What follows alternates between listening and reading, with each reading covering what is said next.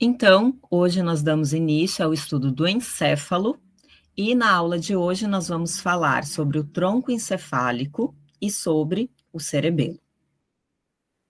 Aqui nós temos uma imagem do encéfalo, nós temos um corte sagital mediano dessa cabeça e nós estamos visualizando o encéfalo na vista medial.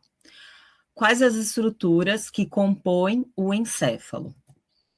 O tronco encefálico, que nós vamos estudar na aula de hoje, o cerebelo, que nós também vamos falar dele na aula de hoje, o diencéfalo e o telencéfalo, que compõem o cérebro e será o assunto da nossa próxima aula. Então, segunda-feira, nós vamos estudar o diencéfalo e o telencéfalo.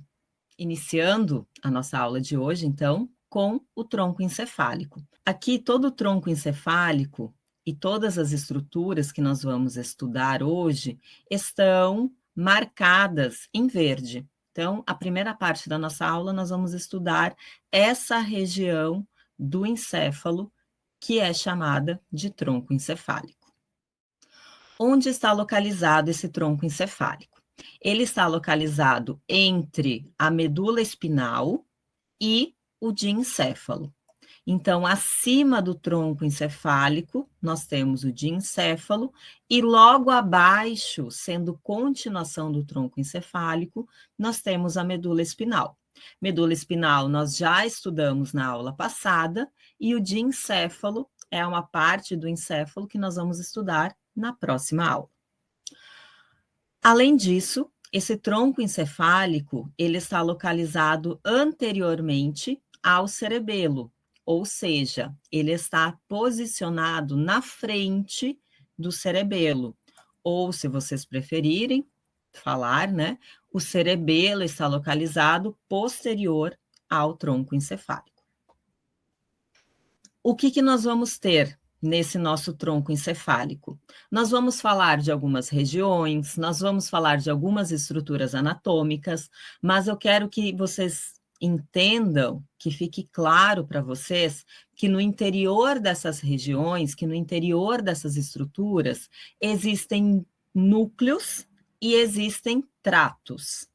Os núcleos nós já denominamos lá na nossa primeira aula de sistema nervoso, e eu falei para vocês que núcleos correspondem a conjuntos ou aglomerados de corpos de neurônios dentro do sistema nervoso central. Como é que chama o aglomerado de corpos de neurônios localizado fora do sistema nervoso central? Gânglios. Gânglios, muito bem. Núcleos é dentro do sistema nervoso central e gânglios é no sistema nervoso periférico. Além desses núcleos, que estão presentes dentro do nosso tronco encefálico, nós vamos ter conjuntos de fibras nervosas que estão subindo, que estão descendo, que estão atravessando o nosso tronco encefálico. Então, vocês têm que pensar, quando nós olhamos, quando nós pensamos no tronco encefálico, que nós temos fibras nervosas atravessando ele e vamos ter locais onde nós vamos ter aglomerados de corpos de neurônios, que são os núcleos. Então, os núcleos são os aglomerados de corpos de neurônios e os tratos são os conjuntos de fibras nervosas que passam, que atravessam o nosso tronco encefálico. Esses tratos também podem ser chamados de fascículos ou de leminiscos. Então, vocês podem encontrar com essa outra nomenclatura também. E cada um desses núcleos, que vai estar localizado dentro do tronco encefálico, vai ter uma função específica. Então, o nosso tronco encefálico, ele é uma parte, ele é uma estrutura pequena do nosso encéfalo, porém, nele existem muitos núcleos e esses núcleos são responsáveis por muitas funções, funções até vitais do nosso corpo. Divisão do tronco encefálico. O nosso tronco encefálico é dividido em 3 regiões. A número 1 que eu coloquei aqui para vocês, que é a mais superior, nós chamamos de mesencéfalo. A do meio, com o número 2, é o que nós chamamos de ponte. E o número 3, que é a parte mais inferior, nós chamamos de bulbo. Então, nós temos o mesencéfalo, a ponte e o bulbo. O mesencéfalo é a parte mais superior, a ponte é a região do meio e o bulbo é a região mais inferior. Já quero dar uma dica para vocês, que essa imagem aqui ela está bem boa, bem interessante para a gente identificar essas estruturas. A ponte, ela recebe esse nome porque ela vai estar interligando o mesencéfalo com o bulbo. Então, ponte. E a ponte, essa estrutura mais gordinha, mais arredondada que nós temos aqui. E essa parte mais arredondada que nós vemos aqui é a parte anterior da ponte. Então, ela está voltada para frente, enquanto que a parte posterior dela vai ser mais retinha e vai estar relacionada com o quarto ventrículo e o cerebelo, que nós vamos falar daqui a pouco. Então, lembrem-se que essa parte mais gordinha, essa parte mais arredondada da ponte está voltada para frente, ela é mais anterior. Ela está aqui bem próxima desse osso. Que osso que é esse aqui? Vou chutar no esfenoide. Muito bem, osso esfenoide. Então, aqui, mostrando a relação da ponte com a proximidade, né, da ponte com o osso esfenoide. E aqui nós temos o seio esfenoidal. Então, mostrando aqui a proximidade. E acima do seio esfenoidal, nós temos a glândula hipófise, mas nós vamos falar dela na próxima aula. Aqui mostrando uma vista anterior do tronco encefálico e aqui uma vista posterior. E aí eu já queria que vocês aplicassem essa informação que eu falei no slide anterior. Olha a parte mais gordinha, mais arredondada da ponte aqui.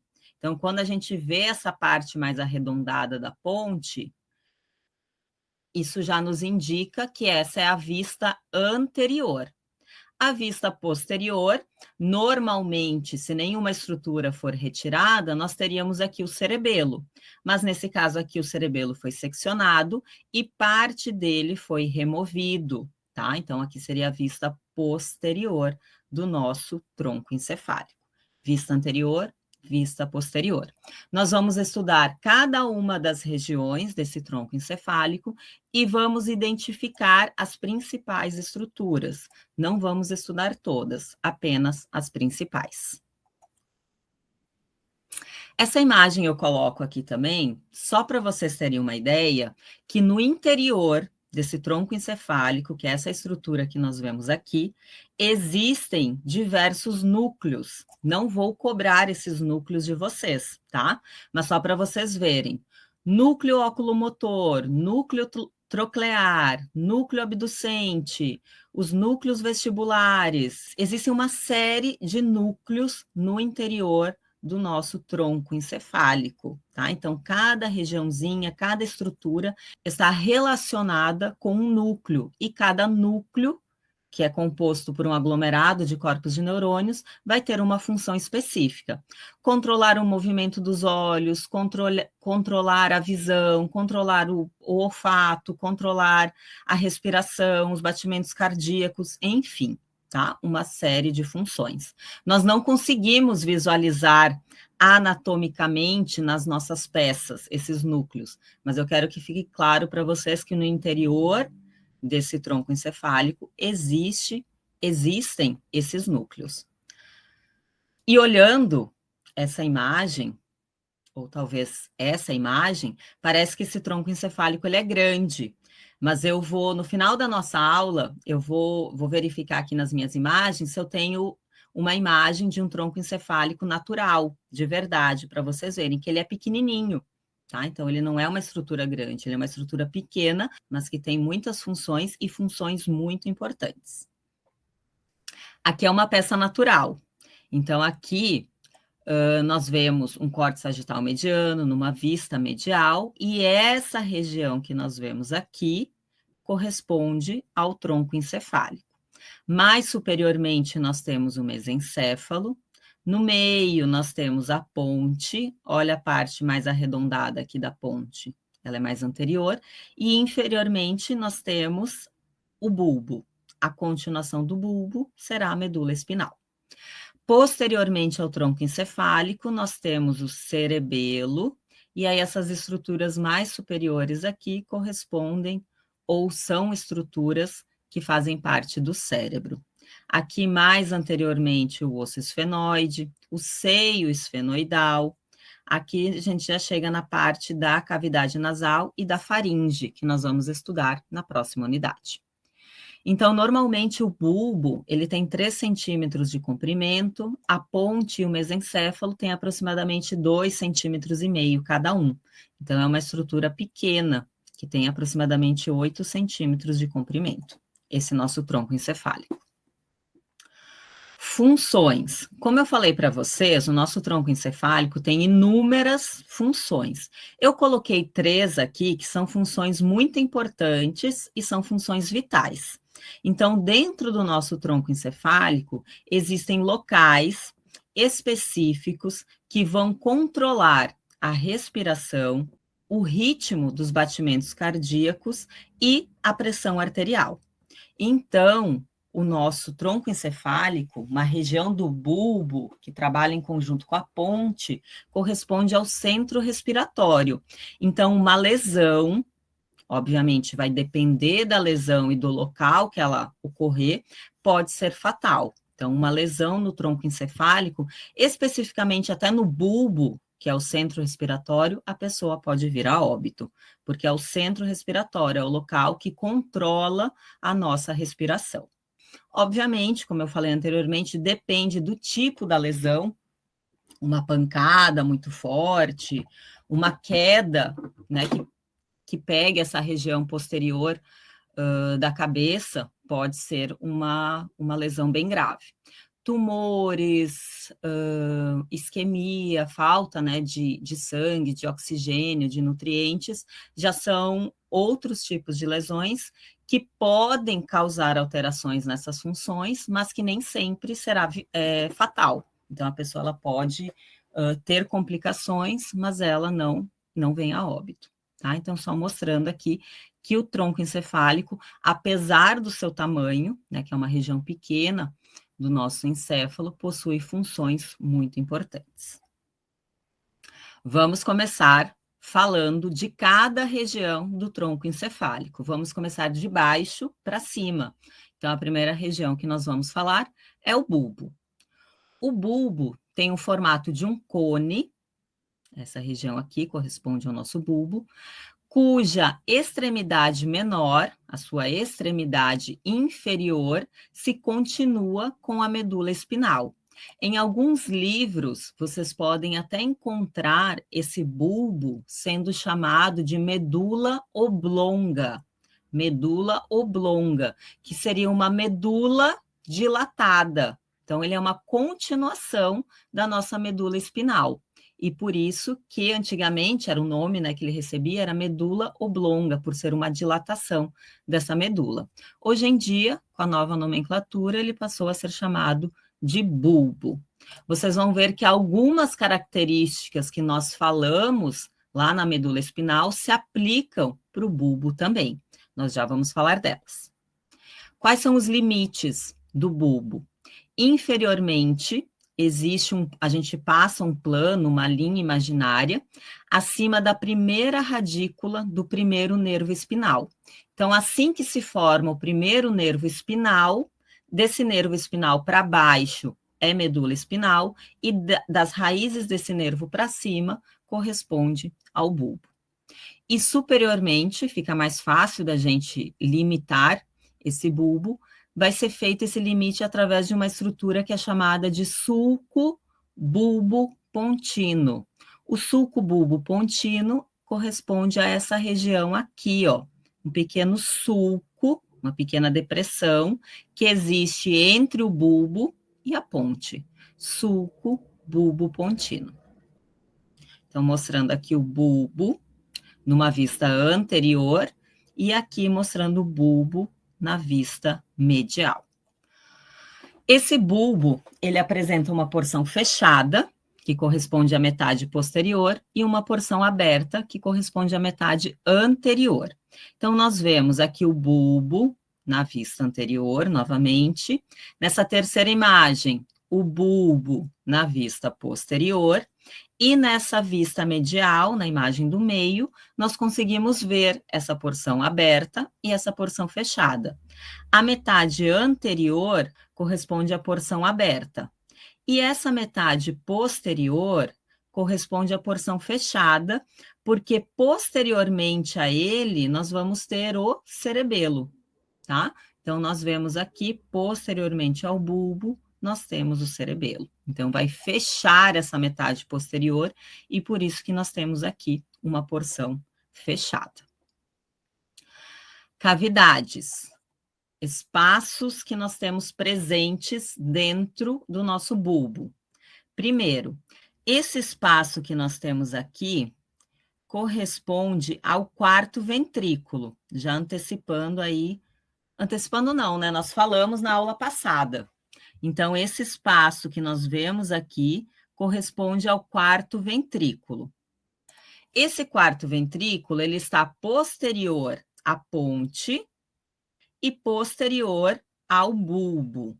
A continuação desse quarto ventrículo vai dar origem a um canal central que está localizado aqui dentro do bulbo. Então, é chamado de canal central do bulbo. Quando chega na medula, esse canal central muda o seu nome e passa a ser chamado de canal central da medula espinal. Não sei se vocês lembram, naquele esquema, naquele corte transversal que nós fizemos da medula, bem no centro do H medular tinha uma abertura que corresponde ao canal central da medula espinal. E esse canal central da medula espinal é contínuo com o canal central do bulbo, que é contínuo com o quarto ventrículo. Então, é uma continuação desses espaços que existem no interior do sistema nervoso central. Sulcos e fissuras do bulbo. Olha essa lista de nomes que eu coloquei aqui. Fissura mediana anterior, sulco lateral anterior, sulco mediano posterior, sulco lateral posterior e sulco intermédio posterior. São as mesmas estruturas que nós vimos presentes na medula espinal, naquele corte, naquele esquema de um corte transversal que nós fizemos na aula passada. Então, essas mesmas estruturas que estão presentes na medula também estão presentes no nosso bulbo. Vamos para essa imagem, que é uma placa, né, que foi feita de madeira, mas é uma placa esquemática que nós conseguimos identificar esses sulcos e essa fissura que está presente no bulbo. Da mesma forma que nós vimos na medula espinal. Então, já vamos recapitular. Como é que chama essa estrutura aqui, ó, que eu estou passando o mouse? Aqui é a parte anterior e aqui é a parte posterior. Então, a gente está na parte anterior. A fissura mediana anterior. Fissura mediana anterior. Muito bem. Na parte posterior, nessa mesma posição, que estrutura nós temos aqui? Sulco mediano posterior. Sulco mediano posterior. Muito bem. E essa seta aqui, ó? Sulco lateral anterior. Sulco lateral anterior, muito bem. E essa outra seta aqui na região posterior? Sulco lateral posterior. Ok. E, para finalizar, essa seta aqui. Que seta que é? Sulco intermédio posterior. Sulco intermédio posterior. Exatamente. Pronto, da mesma forma que nós colocamos na medula espinal, está apresentado aqui no bulbo também, porque o bulbo é uma continuação da nossa medula. Esses sulcos, eles vão delimitar áreas, que lá na medula espinal nós chamamos de funículos. Funículo anterior, funículo lateral e funículo posterior. Aqui, em vez de nós chamarmos de funículos, nós vamos chamar de áreas. Então, da fissura mediana anterior até o sulco lateral anterior, nós temos a área anterior do bulbo, de um lado e do outro. Do sulco lateral anterior até o sulco lateral posterior, nós vamos ter a área lateral do bulbo, de um lado e do outro também. E do sulco lateral posterior até o sulco mediano posterior, nós vamos ter a área posterior do bulbo, de um lado e do outro também. Olhem essas outras duas imagens. Nós vemos aqui fissura e uma série de sulcos. Nós visualizamos essa fissura e esses sulcos nesse esquema aqui representativo, mas nós vamos visualizar também nessas peças, nessas outras imagens. Vamos começar pela área anterior do bulbo. Então, aqui nós temos uma vista anterior do tronco encefálico. Como é que eu sei que é uma vista anterior? A parte mais gordinha da ponte está voltada para frente. Ponto. Bom, o que nós vemos aqui? Falei para vocês que a área anterior, ela vai da fissura mediana anterior até o sulco lateral anterior. Então, nós temos aqui fissura mediana anterior, e do lado dela, sulco lateral anterior. Fissura mediana anterior e sulco lateral anterior, de um lado e do outro. Então, toda essa região aqui corresponde à área anterior. Quais estruturas nós conseguimos identificar na área anterior do bulbo? Uma delas é chamada de forame cego. O forame cego é esse ponto de encontro da fissura mediana anterior com o sulco bulbo pontino. Então, o sulco bulbo pontino é essa região aqui, e a fissura mediana anterior é essa estrutura aqui. O ponto de encontro dos dois nós chamamos de forame cego. Lateralmente, ao lado da fissura mediana anterior, nós vamos ter duas regiões, de um lado aqui e do outro, que são chamadas de pirâmides. Pirâmides bulbares. Conforme nós vamos descendo, nós chegamos aqui e nós vemos que essa fissura mediana anterior, ela é interrompida. A gente vê que ela não é contínua. Existe uma parte dela aqui que foi interrompida. Essa região onde a fissura mediana anterior não é contínua, nós chamamos de decussação das pirâmides. Decussação das pirâmides. O que seria essa decussação das pirâmides?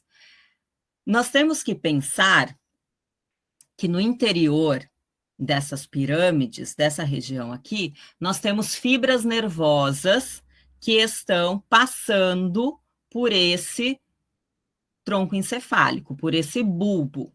Estamos falando aqui especificamente do bulbo. Então, nós temos fibras nervosas que passam aqui dentro dessas pirâmides. Essas fibras nervosas são fibras motoras. Quando chega... Bom, vamos lá. Então, nós temos aqui passando fibras nervosas, ó. Fibras nervosas de um lado e fibras nervosas do outro. Quando chega aqui na região da decussação, as fibras que estão desse lado passam para o lado de cá. E delas continuam descendo para o lado de cá. E as que estão desse outro lado cruzam e passam para o lado de cá. Então, essa decussação das pirâmides nada mais é do que um cruzamento das fibras motoras. Não são todas as fibras que cruzam, mas a maioria cruza, muda de lado, cerca de 90%. Acho que até eu coloco uma imagem aqui. Olha aqui. Então, nós vemos as fibras motoras que estão de um lado, estão descendo nessa região do tronco encefálico, no bulbo. Quando chega na decussação das pirâmides, elas cruzam. Quem está do lado direito passa para o lado esquerdo, e quem está do lado esquerdo passa para o lado direito.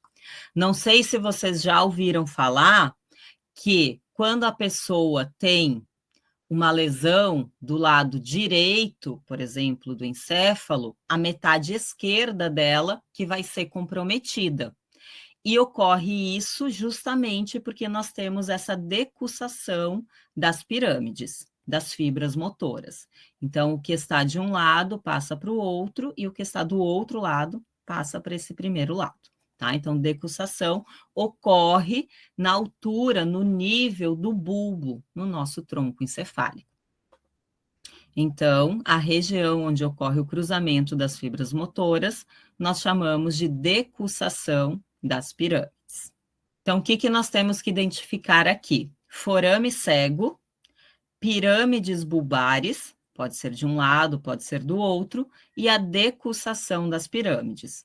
Além disso, nós temos aqui a fissura mediana anterior e mais lateralmente o sulco lateral anterior. Área lateral do bulbo. A área lateral do bulbo vai do sulco lateral anterior até o sulco lateral posterior.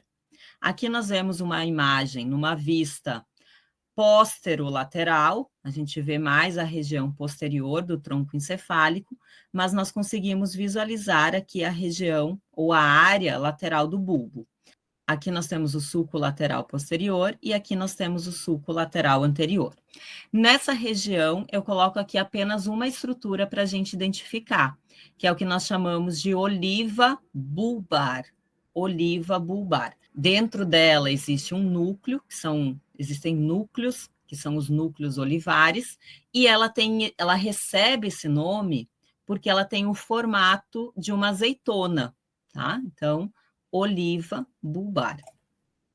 Se eu voltar aqui para a vista anterior, a gente consegue visualizar também essas olivas. Então, a oliva de um lado, oliva do outro lado. Então, olivas são essas estruturas mais arredondadas presentes no bulbo.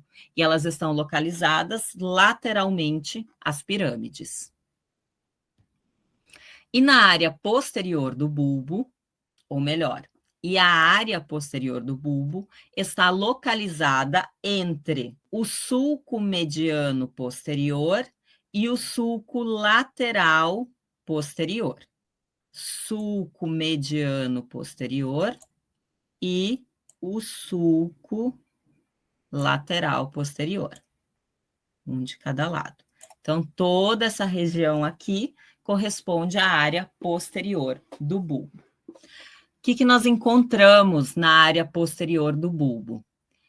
Algumas estruturas que nós já falamos na medula espinal, nós temos que pensar que o bulbo é uma continuação dessa medula.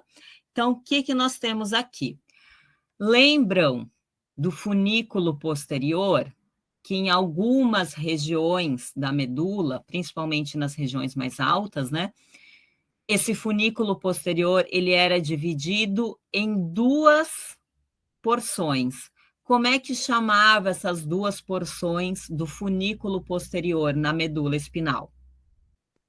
Fascículo grácil, fascículo cuneiforme. Fascículo grácil e fascículo cuneiforme. Muito bem. O fascículo grácil, ele é mais medial. Vou colocar aqui um risquinho em cada um dele, ó, cada um deles. Fascículo grácil é mais medial. E o fascículo grácil, então, está trazendo as informações dos membros inferiores e da parte inferior do tronco. Mais lateralmente a ele, vou colocar aqui e aqui, nós temos os fascículos cuneiformes. Os fascículos cuneiformes são formados por fibras nervosas que estão conduzindo os impulsos nervosos provenientes dos membros superiores e da parte superior do tronco. Então, fascículo grácil e fascículo cuneiforme. Nós temos eles aqui no bulbo também, tá? Então, essas regiões que eu estou marcando aqui, ó, correspondem aos fascículos grácil e cuneiforme. A parte final desses fascículos, nós vamos ter os núcleos. Então, essas regiões mais arredondadas, aqui, aqui, Vou marcar de um lado, o outro lado eu vou deixar sem marcar, para vocês conseguirem visualizar melhor. Essas regiões finais desses fascículos, que estão subindo, estão ascendendo pela medula espinal e agora pelo bulbo, nós chamamos de tubérculo dos núcleos, mais medial do núcleo grácil e mais lateral os núcleos cuneiformes, tá?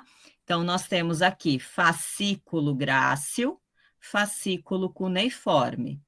Essa parte final, que ela é mais arredondada, mais dilatada, é o local onde nós encontramos os núcleos desses fascículos.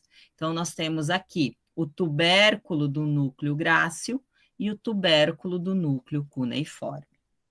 O que nós temos nos fascículos? Fibras nervosas, que estão subindo pela medula espinal e pelo bulbo. O que nós temos nos núcleos? Corpos de neurônios. Então, tem essa diferença. Fascículos são fibras nervosas e nos núcleos nós vamos ter o corpo, um aglomerado de corpos de neurônios.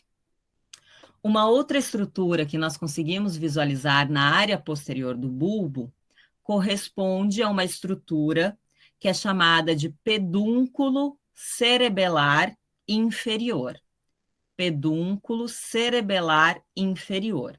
Os pedúnculos, que nós já vamos falar de outros pedúnculos, são estruturas que vão comunicar o nosso tronco encefálico com o cerebelo.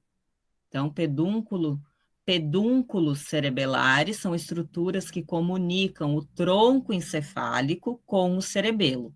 O pedúnculo cerebelar inferior, que é esse que eu estou apontando aqui, comunica o bulbo com o cerebelo. Então, o meio de comunicação do bulbo com o cerebelo se dá pelo pedúnculo cerebelar inferior.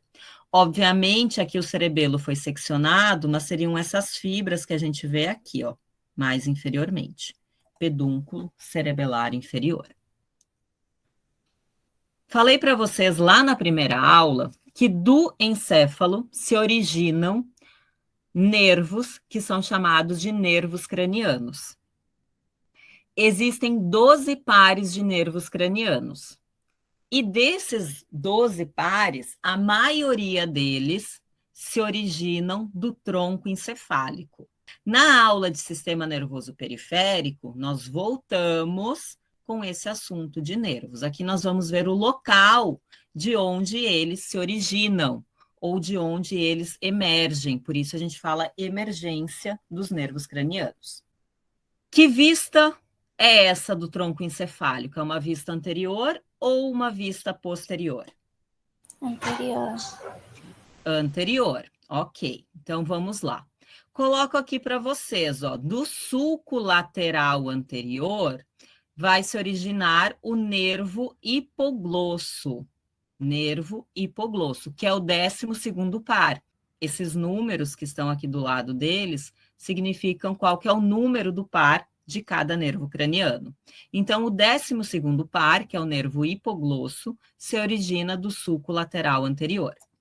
Aqui nós temos a fissura mediana anterior e do lado o sulco lateral anterior. Então, aqui nós temos o nervo hipoglosso. Então, esse é o nervo hipoglosso que se origina aqui do sulco lateral anterior. Do sulco lateral posterior, que é esse sulco que está posterior à oliva, nós temos 3 nervos cranianos, o 9, o 10 e o 11, ou o 9º par, o 10º e o 11º. De cima para baixo, 9º par, 10º, 11º. O 9º par nós chamamos de nervo glossofaríngeo, nervo glossofaríngeo. O 10º par é o nervo vago, que é esse aqui, e o 11º é o nervo acessório. Então, nervo glossofaríngeo, nervo vago e nervo acessório. Esses nervos estão relacionados com o bulbo. Nós vamos ver que tem alguns que se relacionam com a ponte e outros que se relacionam com o mesencéfalo. Então, 4 nervos cranianos que se relacionam com o bulbo. o nono, o 11º e o 12º par. Subindo, ponte, a parte média do nosso tronco encefálico. Então, a ponte é a parte do tronco encefálico que está localizada entre o bulbo e o mesencéfalo. Então, o mesencéfalo está acima da ponte e o bulbo está abaixo da ponte. Limites. Inferiormente, nós já falamos, sulco, bulbo, pontino, e superiormente nós temos o sulco pontino superior. Sulco pontino superior e sulco bulbo pontino. Na vista anterior da ponte, o que nós conseguimos identificar? Coloquei apenas 3 estruturas bem tranquilas, bem fáceis de identificar. O número 1, já falamos anteriormente, sulco bulbo pontino.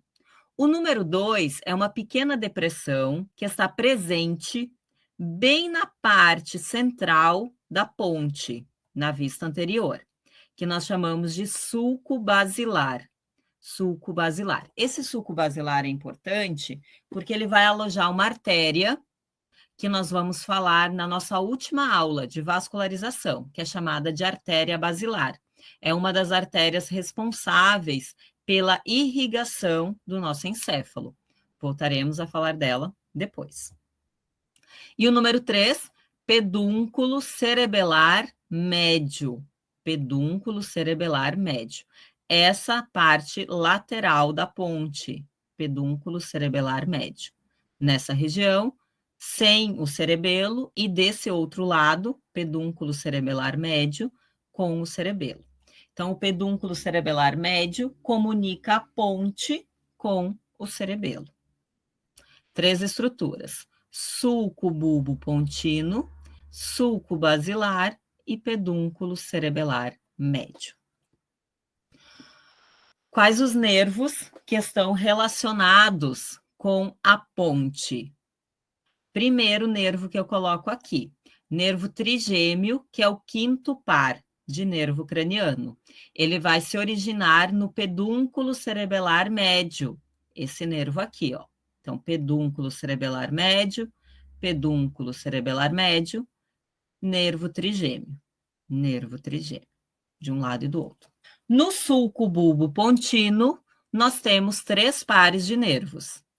O nervo número 6, o 7 e o 8. Começa a contar de medial para lateral. Mais medial, nervo abducente, que é o 6º par. Lateral a ele, o nervo facial, que é o par número 7. Nervo facial. E o mais lateral de todos é o 8º par, que é o nervo vestíbulo coclear. Nervo vestíbulo coclear. Então, no pedúnculo cerebelar médio, nós temos o 5º par de nervo craniano, que é o nervo trigêmeo, e no sulco bulbo pontino nós temos de medial para lateral o 6º par, que é o nervo abducente, o 7º, que é o nervo facial, e o 8º, que é o nervo vestíbulo coclear. Relacionado com a ponte, nós temos o 4º ventrículo. Esse 4º ventrículo é essa cavidade que tem um formato de um losango, que está situada entre a ponte e uma parte aqui do bulbo, anteriormente, e o cerebelo, que está localizado mais posteriormente. Então, essa região que nós já falamos, né, antes, corresponde ao 4º ventrículo. Quais são as comunicações que esse 4º ventrículo faz? Superiormente, ele se comunica com o aqueduto mesencefálico, que é esse pequeno ducto que nós temos aqui, aqueduto mesencefálico. Inferiormente, ele se comunica com o canal central do bulbo. E lateral e posteriormente, ele vai se comunicar com os forames laterais e o forame mediano. Não vamos identificar aqui esses forames, mas esses forames nós falamos ou citamos ele na aula passada. Esses forames são aberturas presentes no quarto ventrículo, por onde o líquor que está circulando nos ventrículos e é produzido também no quarto ventrículo, sai do quarto ventrículo, sai então por esses forames e entra num espaço entre as meninges por onde ele vai circular. Pergunto, para qual espaço entre as meninges esse líquor vai ser direcionado quando ele sai do quarto ventrículo? Subaracnoide. No espaço subaracnoide. Então, ele sai por esses forames do quarto ventrículo, cai no espaço subaracnoide e vai banhar toda a nossa medula espinal e todo o nosso encéfalo. Muito bem. Aqui nós temos uma vista posterior. Então, essa região aqui, nós vemos melhor esse losango, né? Essa região aqui corresponde ao quarto ventrículo. A ponte vai formar o que nós chamamos de assoalho do quarto ventrículo. E quais são os limites desse assoalho do quarto ventrículo? Superolateralmente, nós vamos ter os pedúnculos cerebelares superiores, que são essas estruturas aqui. Onde eu coloco um risquinho, corresponde ao pedúnculo cerebelar superior, de um lado. Onde eu coloco 2 risquinhos, nós temos o pedúnculo cerebelar médio. E onde eu coloco 3 risquinhos, nós temos o pedúnculo cerebelar inferior. Marquei de um lado, que está sem o cerebelo, e aqui nós vemos essas estruturas se conectando com o cerebelo. Então, o limite superior do assoalho do quarto ventrículo se dá pelos pedúnculos cerebelares superiores. Mais inferior e lateralmente também, nós vamos ter os pedúnculos cerebelares inferiores, aqui de um lado e aqui do outro, e também os tubérculos dos núcleos grácil, que são esses mais mediais, e os tubérculos dos núcleos cuneiforme, que são esses mais laterais. Então, essas estruturas, pedúnculos cerebelares superiores, pedúnculos cerebelares inferiores, mais os núcleos do grácil e do cuneiforme, formam os limites do assoalho do quarto ventrículo. E aí, pessoal, nós temos que pensar que nós estamos aqui nos referindo às estruturas que estão aqui em contato direto com o tronco encefálico. Nessa vista medial, novamente, nós conseguimos visualizar o teto do quarto ventrículo. Então, essa região, ou essas regiões que nós vimos aqui, ó, correspondem ao assoalho do quarto ventrículo. E agora nós vamos falar das estruturas que formam o teto do quarto ventrículo. Uma estrutura que vai formar o teto é essa estrutura aqui, ó, que nós chamamos de véu medular superior. Véu medular superior. E a outra metade, que é a metade caudal, é chamada de véu medular inferior. Então, aqui nós vemos esse véu medular superior na metade cranial e esse véu medular inferior na metade caudal, formando o teto do quarto ventrículo. No véu medular inferior, nós vemos aqui no interior do quarto ventrículo uma estrutura venosa, que está em vermelho aqui, que é chamada de plexo corioide. Esse plexo corioide, juntamente com células da glia, as células ependimais, vão produzir o líquor que circula nos ventrículos e posteriormente vai para o espaço subaracnoide. Então, nós temos aqui o assoalho do quarto ventrículo e o teto do quarto ventrículo. Subindo mais um pouquinho no nosso tronco encefálico, nós chegamos no mesencéfalo.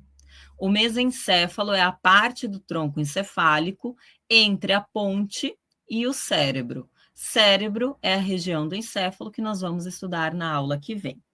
Então, aqui nós temos uma vista anterior e aqui nós temos uma vista posterior desse mesencéfalo. Estruturas que nós conseguimos identificar. Vista anterior. Primeira estrutura, pedúnculos cerebrais. Os pedúnculos cerebrais são estruturas que vão conectar o tronco encefálico com o cérebro. Pedúnculos cerebrais. Entre os pedúnculos cerebrais existe um espaço que é chamado de fossa interpeduncular. Fossa interpeduncular. Inter, que está entre, peduncular, os pedúnculos. E as estruturas número 3, que eu já marco aqui, mas que fazem parte do diencéfalo, então nós vamos falar dela na aula que vem, correspondem aos corpos mamilares. Corpos mamilares. Vista posterior. Estrutura número 1, também faz parte do diencéfalo, então nós vamos falar na aula que vem. Eu marco aqui devido à proximidade dessas estruturas. Então, a estrutura número 1 nós chamamos de glândula pineal. Glândula pineal. É uma glândula que faz parte do diencéfalo e que vai ser responsável pela produção e secreção de um hormônio que é chamado de melatonina.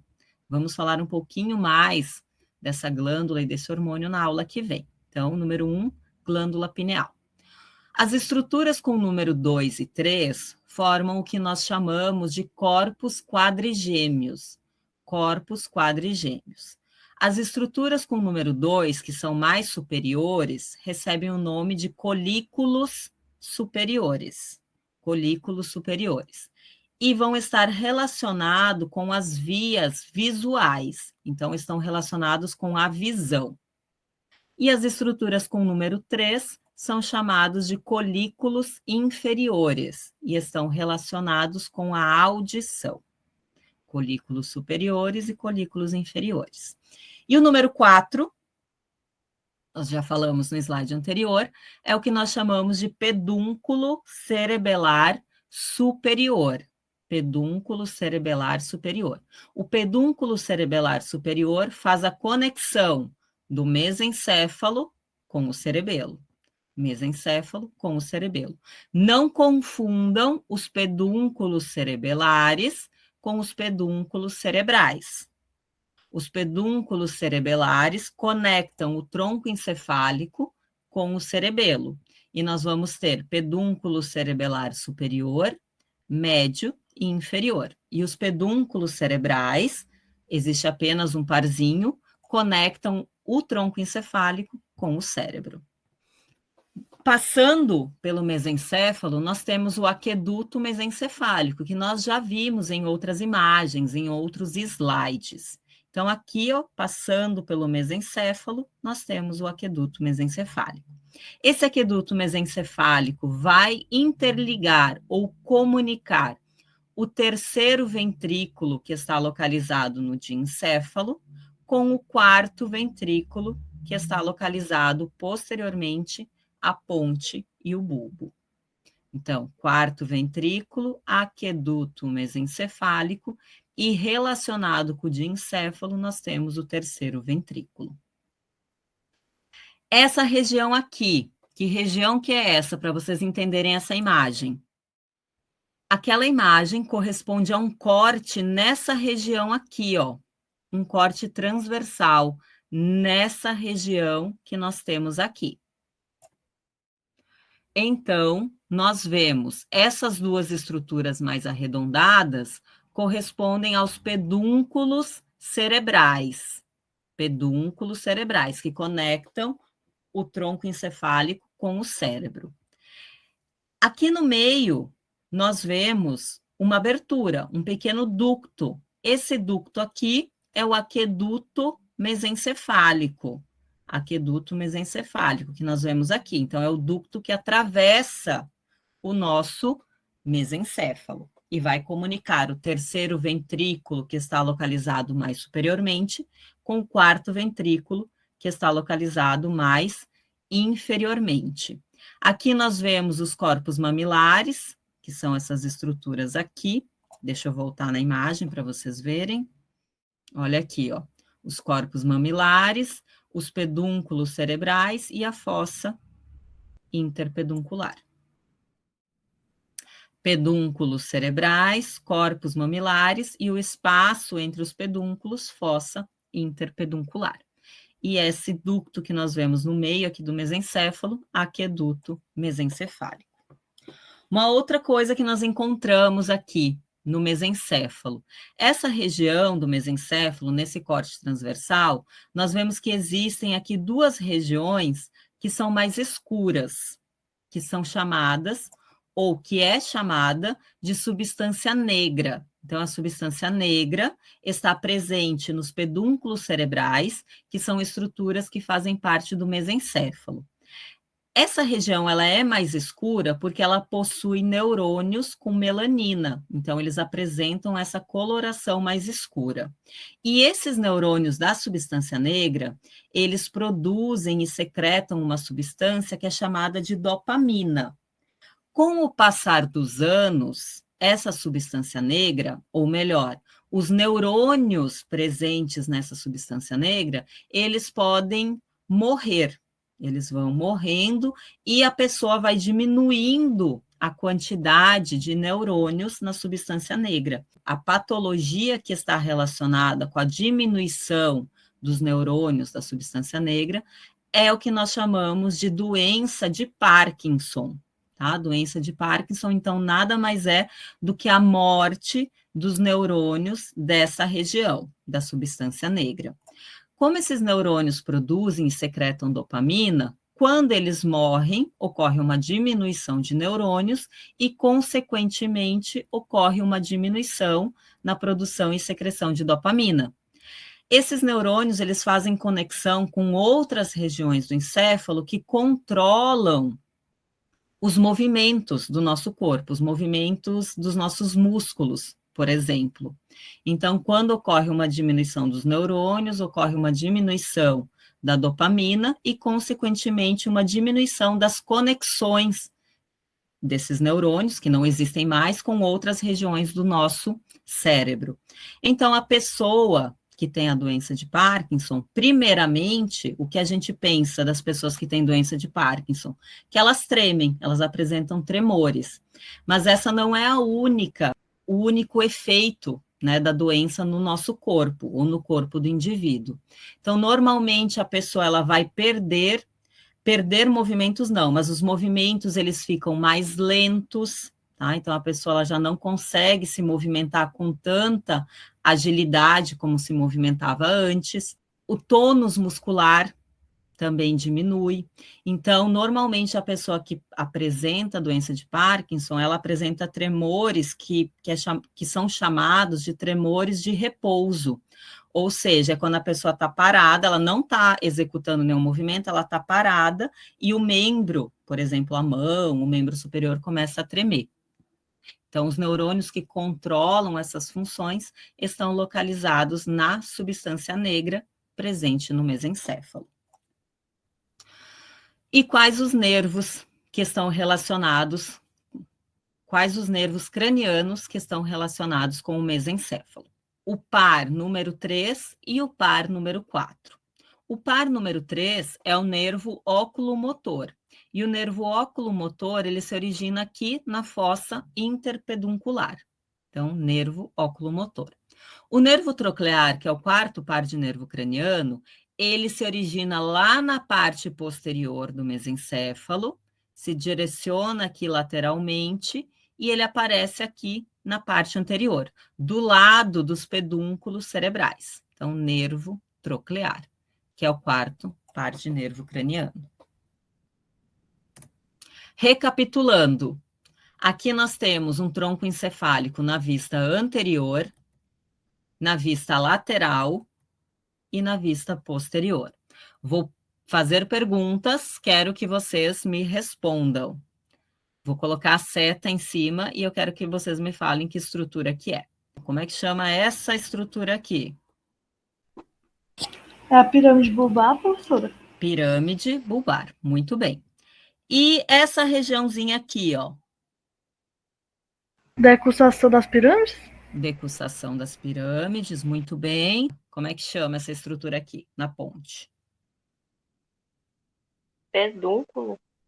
Pedúnculo cerebelar, tá? Então, pensa que está saindo dessa região, está indo para o cerebelo, então pedúnculo cerebelar, se está relacionado com a ponte, vai ser o pedúnculo cerebelar médio. E aqui a gente vê o nervo trigêmeo, que está localizado, que está relacionado com esse pedúnculo. E aqui no meio, ó, passando bem no meio da ponte, o que nós temos? Um sulco. Como é que chama esse sulco aqui? Sulco basilar? Sulco basilar, muito bem. E essa estrutura aqui, lá no mesencéfalo? É um pedúnculo também, mas é outro nome agora. Pedúnculo cerebral? Pedúnculo cerebral, muito bem.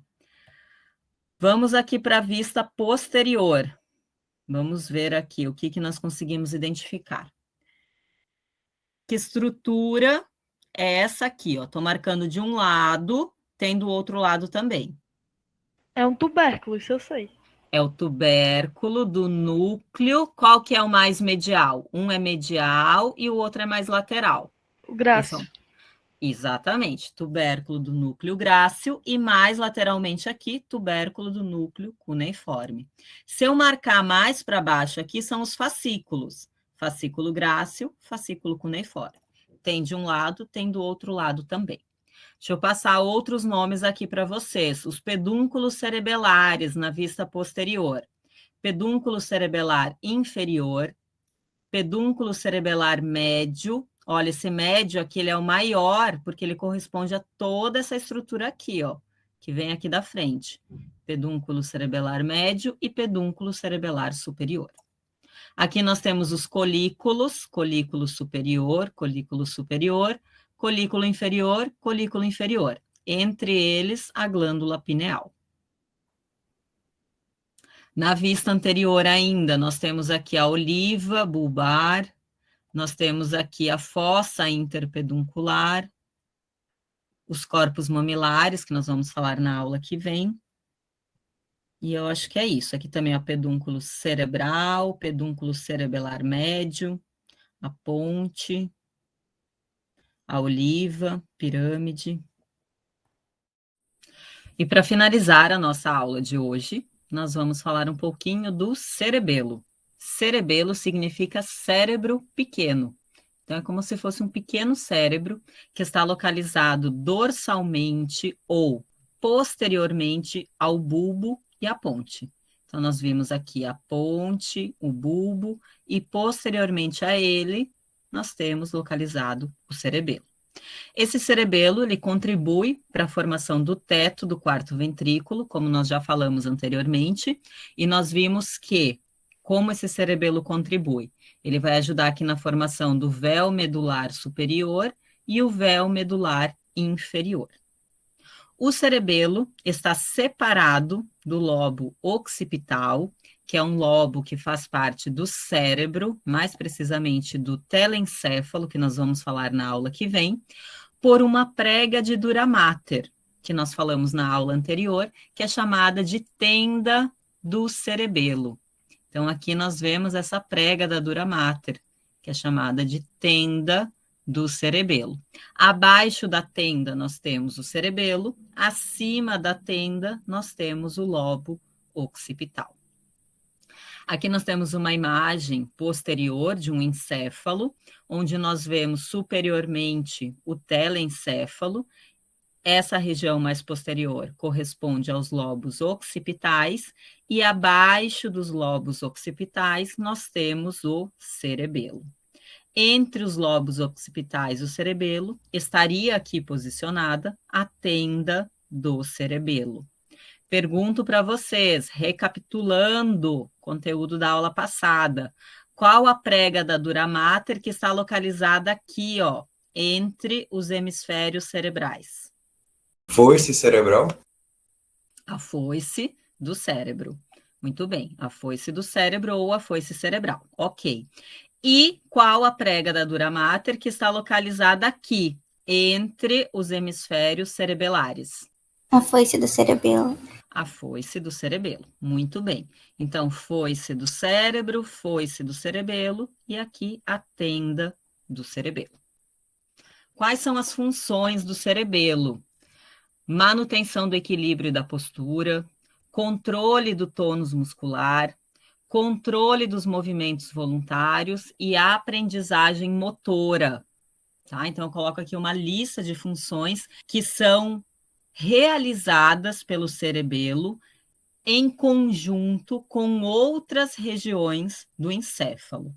Mas, geralmente, quando a gente fala de cerebelo, a gente pensa nessas funções de coordenação motora, equilíbrio, postura e a aprendizagem motora que ocorre no nosso dia a dia. Alguma atividade que inclua tocar um instrumento musical, dançar, jogar, praticar algum esporte, tá? Então, o cerebelo que está relacionado com essas funções. Conexões do cerebelo. Já falamos disso na aula anterior, ou na parte inicial da nossa aula.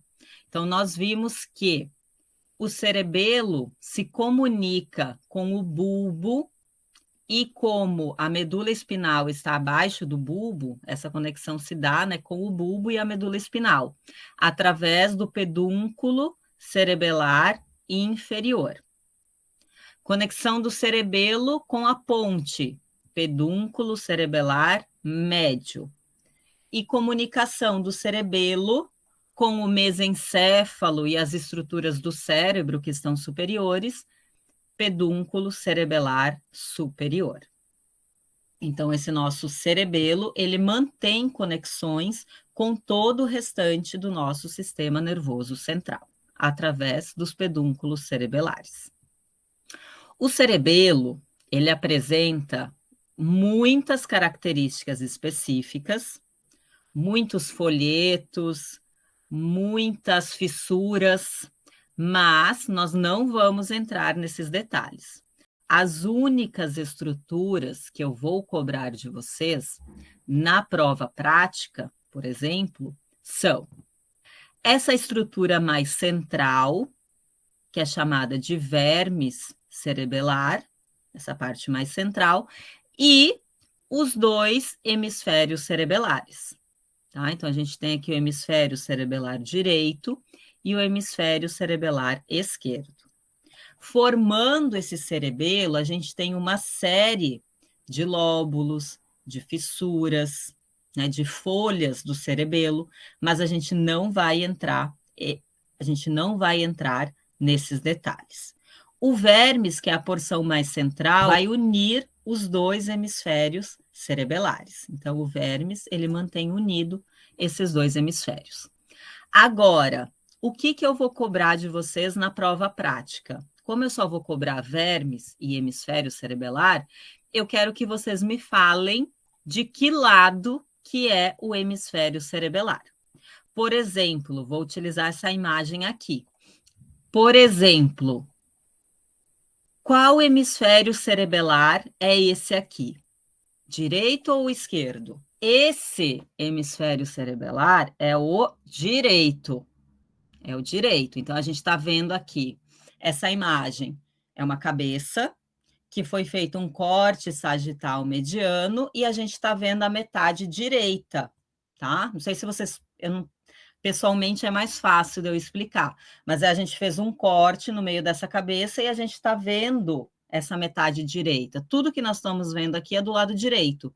Então, esse hemisfério cerebelar é o hemisfério cerebelar direito. O nosso cerebelo, igualmente ao cérebro, ele é formado por substância branca e substância cinzenta. A substância branca é chamada de corpo medular do cerebelo, e ela vai ser mais central, como nós vemos aqui. Vocês podem encontrar em alguns atlas, em alguns livros, chamando essa substância branca de árvore da vida, porque ela se apresenta com esse formato aqui, né, de galhos de uma árvore. Então, substância branca é mais central. Por isso também que recebe o nome de corpo medular, porque medular é o que está dentro, é a parte interna. A substância cinzenta vai estar localizada na parte mais externa do cerebelo, e é chamado de córtex cerebelar. Então, córtex cerebelar corresponde à substância cinzenta e corresponde a toda essa parte mais externa do cerebelo. só recapitulando, substância branca, formada basicamente por axônios com bainha de mielina, aqui no interior, então, e a substância cinzenta, que nesse caso aqui é mais externa, é onde nós temos posicionado os corpos de neurônios, com dendritos, pode ter axônios não mielinizados e pode ter também células da glia. Nessa outra imagem que nós vemos aqui, nós vemos o vermes nessa parte mais central, os dois hemisférios cerebelares, e a gente vê o córtex cerebelar mais externo e a substância branca ou o corpo medular do cerebelo mais internamente. Só que aqui a gente vê que no meio dessa substância branca, nós temos aglomerados de corpos de neurônios. Então, nós temos aqui presente núcleos cerebelares, ou núcleos do cerebelo. Quais são esses núcleos? São pares de núcleos. Então, tem de um lado, que eu marco aqui com os números, e tem do outro lado também, que não estão marcados. O núcleo número 1 é chamado de núcleo denteado. Núcleo denteado, esse aqui, ó, que é maior. Então, aqui a gente tem um aglomerado de corpos de neurônios. O número 2, que é esse aqui, é o núcleo emboliforme. O número 3 corresponde a esses dois pontinhos, e aí nós podemos chamar de núcleo globoso ou núcleos globosos, tá? Porque é mais de um. E o número 4, que é o mais medial, é o núcleo fastigial. Então, núcleo denteado, núcleo emboliforme, núcleo globoso e núcleo fastigial. Esses são os núcleos do cerebelo. Tem como ver na prática? Não. Então, se eu cobrar núcleos do cerebelo de vocês, será na prova teórica. Na prática, apenas hemisfério cerebelar direito ou esquerdo e o vermes cerebelar. Aqui eu coloco esse slide porque eu falei para vocês que as funções do cerebelo estão relacionadas com equilíbrio, postura, aprendizagem motora, né, os movimentos motores que nós realizamos com o corpo. Quando ocorre uma lesão no cerebelo, e pode ser uma lesão por compressão, uma pancada, uma isquemia, que mais? Um tumor, alguma lesão, né, no cerebelo, ele pode causar diversas alterações cerebelares. Cada parte do cerebelo tem uma função específica. Então, dependendo do local do cerebelo que é lesionado, ele vai causar uma lesão específica para aquela região. Mas eu coloco aqui também de uma forma geral, só para a gente entender. Então, uma lesão no cerebelo pode causar diminuição do tônus muscular ou da musculatura esquelética, ou seja, o tônus muscular é uma pequena contração que nós temos dos nossos músculos, ou seja, os nossos músculos eles ficam pré-contraídos, tá? Para que a gente se mantenha em pé, sentados, então para manter a nossa coluna ereta, então a gente tem que ter esse tônus muscular. Com uma lesão no cerebelo, esse tônus muscular, ele se perde, ele diminui, na verdade. Então, pessoas que têm lesões cerebelares, eles perdem a capacidade de manter-se em pé. Também pode ocorrer a perda do equilíbrio. Então, a pessoa que tem, o indivíduo, o paciente que tem uma lesão cerebelar, normalmente, se você pedir para ele ficar em pé e andar numa linha reta, primeiro que ele não vai conseguir andar em linha reta. E segundo que para se manter em pé, ele tem uma tendência a afastar as pernas para aumentar a sua base de sustentação. Então, normalmente a gente se levanta e fica em pé, com um membro inferior ao lado do outro. Uma pessoa, um indivíduo com uma lesão cerebelar, ele vai afastar os seus membros inferiores para aumentar o seu equilíbrio, para aumentar a sua base de sustentação. Bebidas alcoólicas, né? Quando a gente sai, vai para uma festinha, toma uma cervejinha, toma uma caipirinha, toma alguma bebida alcoólica. O álcool atua no cerebelo. E aí a gente vê que essa perda do equilíbrio está relacionada aí com o álcool também. Então, normalmente, a pessoa que bebe demais, bebe bastante, ela tende a perder o equilíbrio. Se pedir para andar numa linha reta, ela vai ter mais dificuldade, né? Talvez ela não consiga nem desde o começo, mas às vezes ela pode começar, mas não vai conseguir finalizar aquela linha reta. Então, são essas funções do cerebelo que são prejudicadas também quando há o consumo de bebidas alcoólicas. E também a parte da incoordenação. Então, toda a parte de coordenação motora numa lesão cerebelar fica comprometida. Então, por exemplo, ocorre uma incoordenação dos membros, e um dos testes que é feito é esse que nós vemos nessa imagem aqui.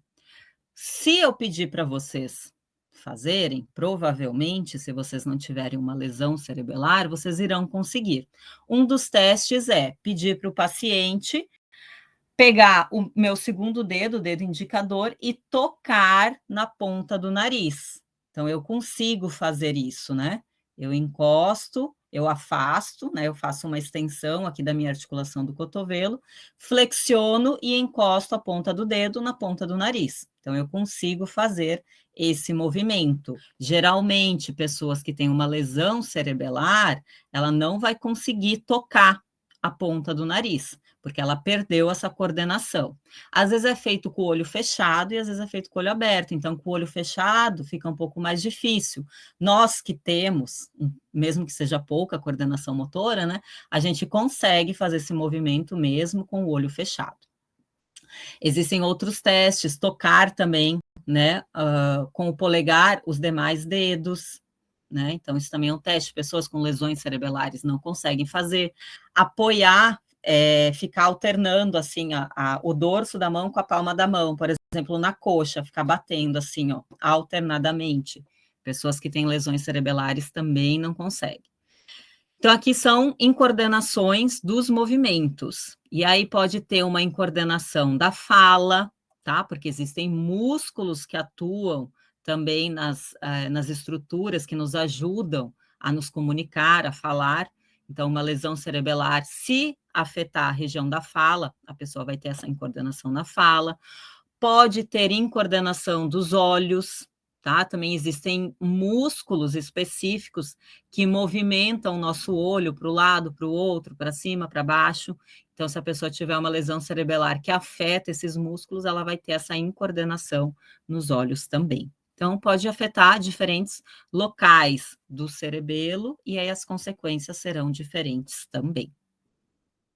E finalizamos aqui, pessoal, a nossa aula de tronco encefálico e cerebelo.